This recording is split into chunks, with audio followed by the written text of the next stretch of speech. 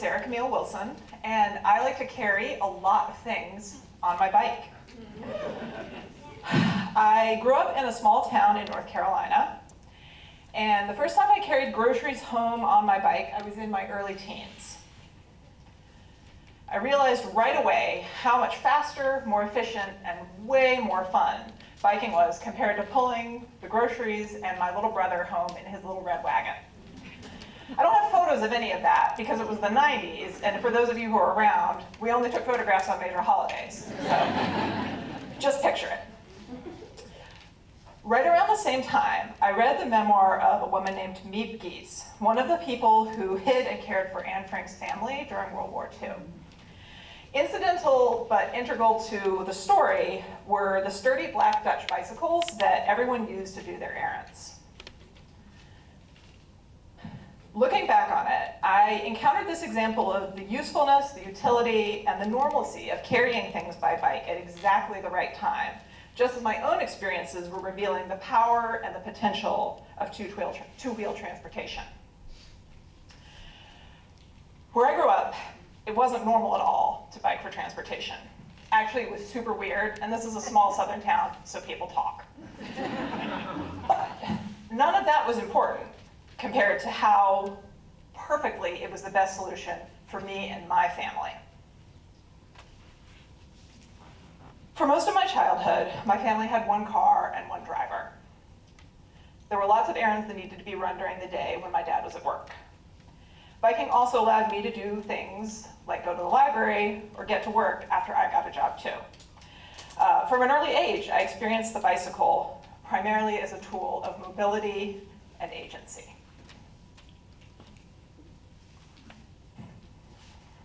There wasn't a bike rack at that grocery store.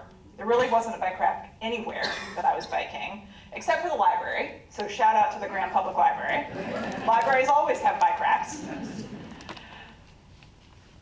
So throughout my life, I've gotten around by bike despite insufficient or entirely absent infrastructure. Something I think many of you, I'm sure, can relate to. I wish that weren't the case for all of us.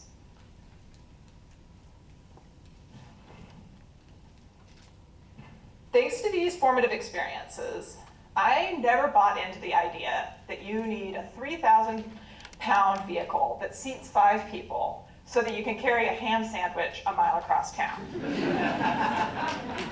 That is a uniquely, totally American idea that's less than a century old. I lived in Southeast India for a little while after I finished graduate school.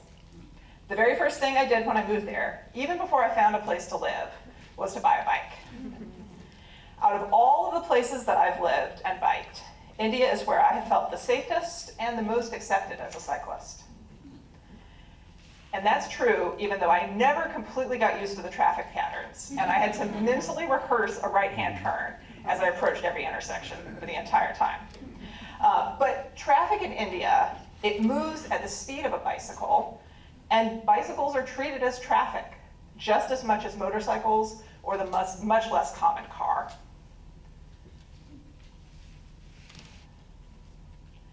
My relationship with bicycles rose out of necessity.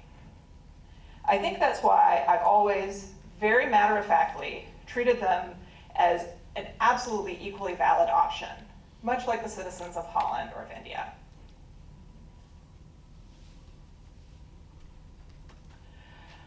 I've been car-free for good chunks of my adult life, and my husband and I have always been a one-car household. I've used a bicycle as my primary form of transportation through the snowy winters of Syracuse and to 4 of the 5 boroughs when I lived in New York City.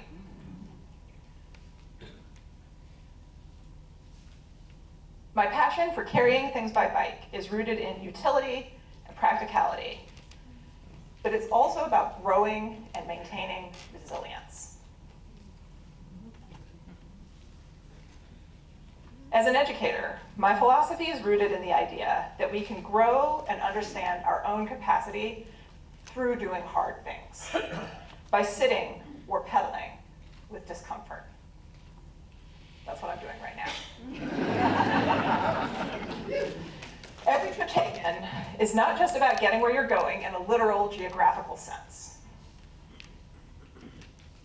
Sure, we can get where we're going in a car, air-conditioned, sound buffered, isolated from the world, with none of the effort and all of the stress.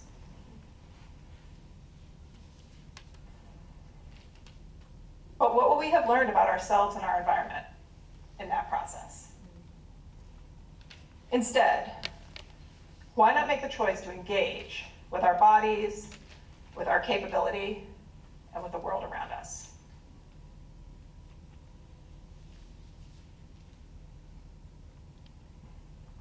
Why not do something that feels a little uncomfortable, that we're not totally sure that we can pull off, but we're willing to try?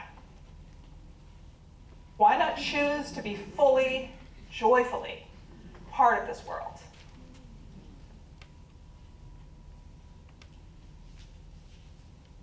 Every time I carry something I have not carried before on my bike, or I carry something farther than I've carried it before on my bike, I get stronger physically, and I feel stronger. And I feel even more confident that I can do it again and again, and that I can do whatever else I need to do, too. Wherever we need to go, whatever we need to do, we can get there by bike.